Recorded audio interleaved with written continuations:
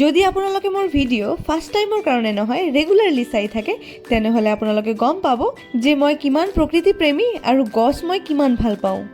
আৰু এইখিনিও আপোনালোকে অৱগত যে মই ক'ত বা অনুষ্ঠান কৰিবলৈ যাওঁতে এজোপা গছ বিশেষকৈ কৃষ্ণচূড়া গছ উপহাৰ হিচাপে দি আহোঁ। তো গাইজ ব্লগটো আৰম্ভ কৰিছোঁ গছ কিনাৰ পৰা। আজি আমি অনুষ্ঠান কৰিবলৈ গৈ আছোঁ ওদালগুৰিত, আৰু আমি অনুষ্ঠান কৰিবলৈ যাওঁতে কি কি কৰিলোঁ, কি খালোঁ, সকলোখিনি এই ব্লগটোৰ মাধ্যমত আপোনালোকৰ লগত মই শ্বেয়াৰ কৰিম। তো guys welcome back to my YouTube channel and Facebook page Gauripuriya Devyani. মই আপোনালোকৰ দেৱযানী, জয় গুৰু চবকে। এওঁলোক হ'ল আজিৰ মিউজিচিয়ানছ। ওদালগুৰি আমাৰ ঘৰৰ পৰা 7 ঘণ্টাৰ ৰাস্তা। ৰাতিপুৱা 11টা বজাত ভাত খাই ওলাইছোঁ যদিও আবেলি 4টা বজাৰ লগে লগে ইমান ভোক লাগি গৈছে, সেইকাৰণে আমি এখন ৰেষ্টুৰেণ্টত নামিলোঁ খাবলৈ। যিহেতু মোৰ বহুত ভোক লাগিছিল সেইকাৰণে খোৱা সময়ত মই ভিডিঅ' ৰেকৰ্ড কৰিব পৰা নাই। এতিয়া আপোনালোকে কওকচোন এই ভিডিঅ'টো আপোনালোকে দুনিয়াৰ কোনটো স্থানৰ পৰা চাই আছে, তেনেহ'লে নেক্সট ভিডিঅ'ত মই আপোনালোকক ধন্যবাদ জ্ঞাপন কৰিব পাৰিম।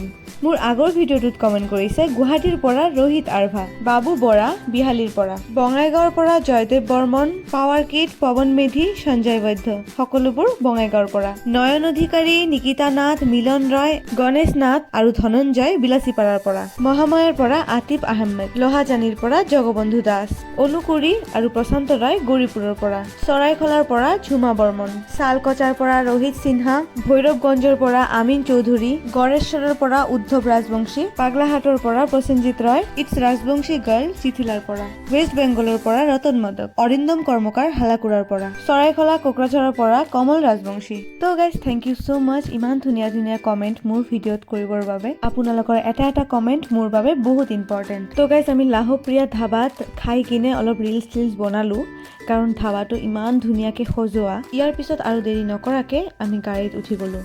মোৰ লগত আছে মোৰ সহশিল্পী দিবাকৰ আৰু মোৰ বাইদেউ। আমি ৰঙীয়া হৈ গৈছিলোঁ কাৰণ মিউজিচিয়ানছৰ কিছুমান ইনষ্ট্ৰুমেণ্ট আমাৰ গাড়ীত লোৱা হৈছে। এইটো হ'ল ৰঙীয়া বজাৰ।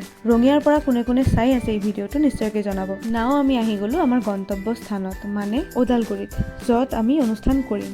আৰু ইয়াতে আমাক চাহ পানী খোৱাৰ বাবে খুৰা এজনৰ ঘৰত বহাইছিল। আৰু বেছি দেৰি নকৰাকৈ আমি ততালিকে ৰেডি হ'লোঁ। এয়া মোৰ লগত খুৰীও ৰেডি হৈ গৈছে। এয়া হ'ল খুৰী, যাৰ ঘৰত আমি ৰেডি হৈছোঁ।